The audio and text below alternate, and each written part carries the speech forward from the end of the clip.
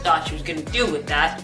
Really frustrated me that Apunoke is kind of catching feelings. If he wanted to hurt people, he would have hurt somebody by now, but you don't have to kill them.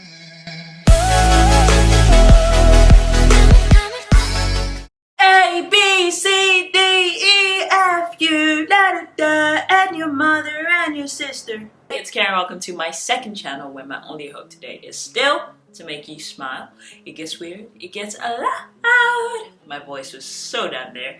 And most of all, we have a lot of fun, so please join our family, our community, by clicking on the subscribe button. We are almost at 500 subscribers. That is the goal for January, so let's crush it. Just 100 more left. Take a chance to roam around the channel, watch other videos, and tell me what you like to see, because Snowdrop is not going to be here forever. So if you subscribed, you're probably going to see more videos from me every week. So just let me know what you like to see on your feed. Honestly, it means a lot to me.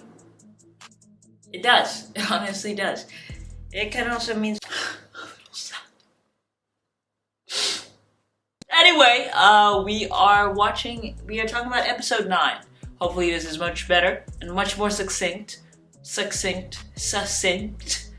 let's get started. We just finished the intro. Let's move on to what I anticipated versus what happened, then the storyline, then hopefully what I expect in the next episode, and an overall review.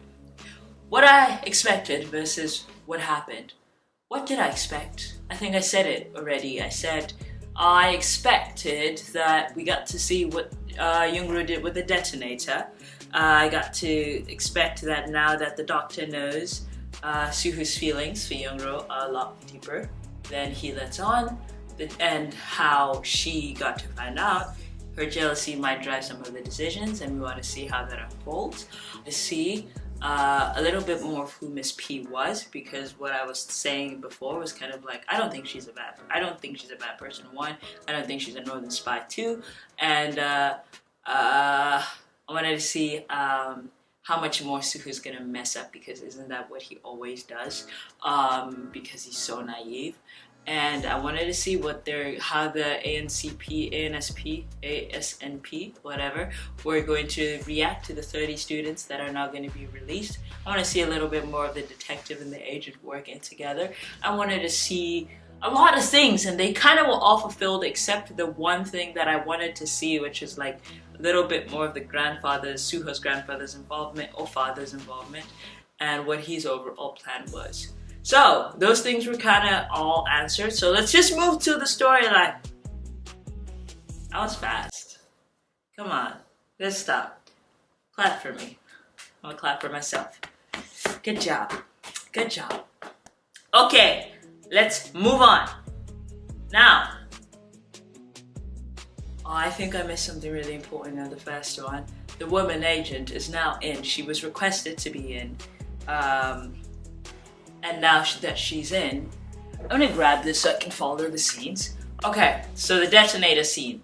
Jung is acting crazy, taking the detonator for some reason that I don't know what she thought she was gonna do with that. Really frustrated me, that scene, you guys already know. And then he tiddly-taddles, he gets it from her. He's like, I don't wanna hurt you, whatever. I thought that was cute, but at this point, I'm not really happy about both of these two. Jung, just sit back, trust him. He's trying to get you. He's not gonna hurt you, and he definitely doesn't want to hurt young girls. And he wants to get her alive. Like, just stop causing unnecessary complications. She's saying she's gonna work with the Gangmu and everything like that. I don't understand why Gangmu's also thinking like trying to backstab Suho. Like, if you say you're gonna work with somebody, work with them, because when they find out that you're not working with them the way that they expected you to work with them, like this guy's been. Like getting betrayed over and over and over again. Just work with him. You know his intentions. You also know that he's in love with the NSPC's direct leader's daughter, so he's not gonna hurt anybody. If he wanted to hurt people, he would have hurt somebody by now, but he hasn't. He's been the one going against it. And you guys just don't understand. Like, just work with him. And don't betray him. And Suho is being an idiot by constantly, over and over and over again, being played by everybody and being too trusting and not setting rules and regulations. Keep everybody in the same room, number 1, especially the most troublesome people. Set an example of people who break the rules by shooting them somewhere. You don't have to kill them. Just shoot them somewhere so people are more afraid to break the rules. God damn it. Sorry. But that really annoys. Those two are really annoying to me right now. So even some of their intimate moments, I'm like, oh, that's cute. Whatever. Get it together, guys. Sorry, that was an unnecessary rant. That was very personal. I took that very personally. It was very annoying. Again, Gang was trying to say, Suho, stop being so dumb. Do you not realize that these guys are fooling you? Do you not realize that nobody cares for you? There's money on the line and all these guys care about is money. Which at this point, I'm thinking, Suho, please just, what has gone right? What has gone right and what has signified to you that there's still trust and you're still in safe hands? Kind of listen to him or think about it. Make your own plan B. Suho also never has a plan B. He always just listens. He never has a plan B to himself. Who does that in such a dire situation? Anyway, also I'm starting to dislike this Gangmu guy a lot. I'm disliking a lot of people, to be honest, because he constantly just betrays and tries to make life harder for himself. Like, if you realize you're alone, nobody wants to kill you, nobody wants to save you, cooperate. You know what I'm saying? The doctor's realizing this is getting weird. She says, give me the detonator. I thought that was a stellar move. I really like the doctor. The doctor's the only person I like right now. And the second comrade. And yeah, that's it. That's it. And Miss P a little bit. I feel like Miss P's kind of trying to save her ass. She's trying to save the students and she's trying to save her ass because she knows that the ASCP has something on her and is gonna like kind of continue to abuse her or something if she doesn't listen to the instructions and do everything she's told to do. So I'm not mad at her. Like she looks like she's going through a lot. You know what I'm saying? So I still like her. You know who else I like? I love the journalist. He provided lots of moments of humor. He comes in, he places a bug, I think, with the pretending to be a director and everything like that, which I thought was genius. Like, this guy is just taking risks beyond measure, and I loved that. I should take a break. I'm talking too much. I need to concentrate. Okay, the agents are really tricky. I'm disliking both of them. The woman agent and Gangmu. I don't like them. They're being tricky. I'm seeing them winking at each other and everything. But I did like that she did like kind of keep her end of the bargain. She comes in and she does go on a hunt to figure out you know, what the plan is, hard proof as Suho wanted. And then along the lines, she realizes that these guys, again, more confirmation, something that we already knew, that they had no intention of saving anybody and even her beloved. And that's when things get personal. And I think that's the most interesting part about just this whole conundrum is that it gets messy because everybody is personally getting invested. This female agent is personally invested because she's afraid for her fiance or the love of her life. He's also, you know, kind of shown that he actually does care for her a lot, and her life is threatened, which now he has personal stakes in. He also realizes that he also might die because nobody cares about getting them out safely. Obviously Youngru's dad is invested in Youngru, and then you know what, he's kind of cute. The now new leader of the NSP, whatever, interim leader, he's kind of cute. Like, he's always stressed, but his personal weakness is the doctor. So there's a lot going on. Suho's weakness is Youngru. Yeah, so there's a lot going on, and all these personal things are making things very complicated for everybody, which makes for very interesting TV. 30 students have now been released, which is causing media havoc, obviously, and this guy, the journalist, he's got the footage of the girls, which is obviously was tucked into the car and is going to be used somewhere, which is, I want to see how that's going to come up again in the future. But also, there's now 27 students remaining, I think, and that is closer to 13, so it's getting heated of like, you know, what's gonna happen. I think 14 are to be removed, or something has to happen to 14 so that the prophecy can kind of come true. And so again, more personal investments are in, which is very interesting.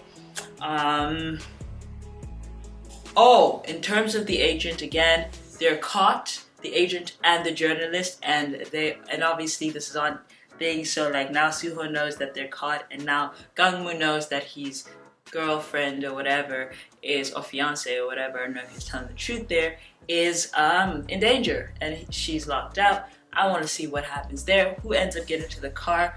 Who ends up finding the evidence? If so, okay. And then again, more funny moments.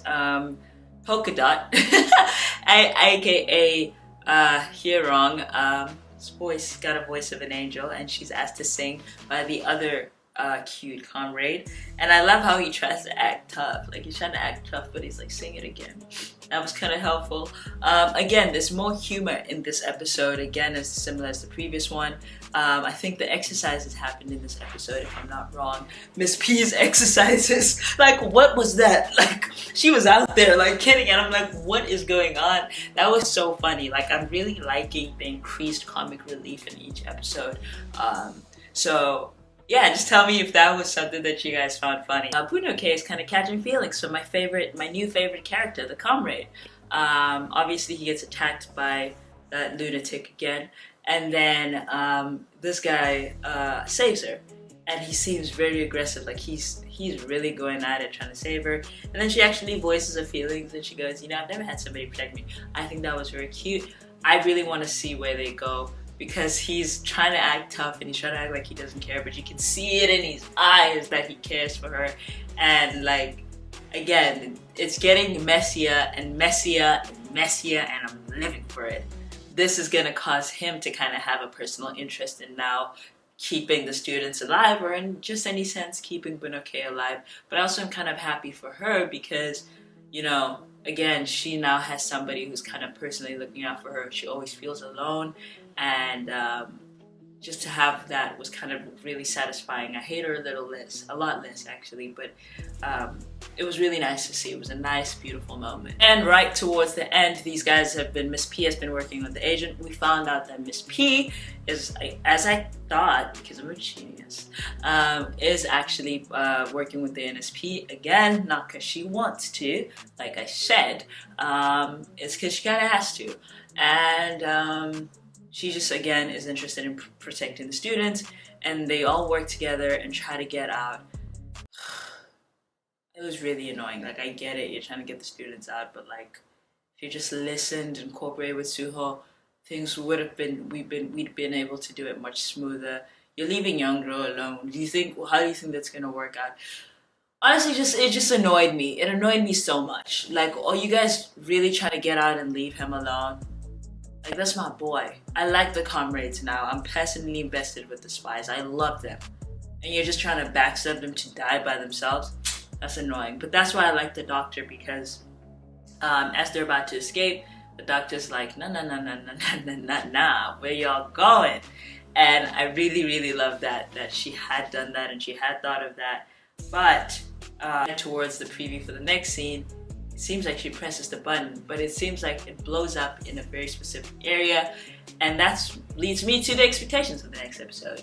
Did it blow up everything? Who's dead? Who isn't? And even if it didn't blow up everything and some people survive, and I think a lot of them are, I feel like this is going to be now linking to like bringing down the number of students closer to 13. I think this is a big moment in that, where we get to see how many students are actually left. Did any students die?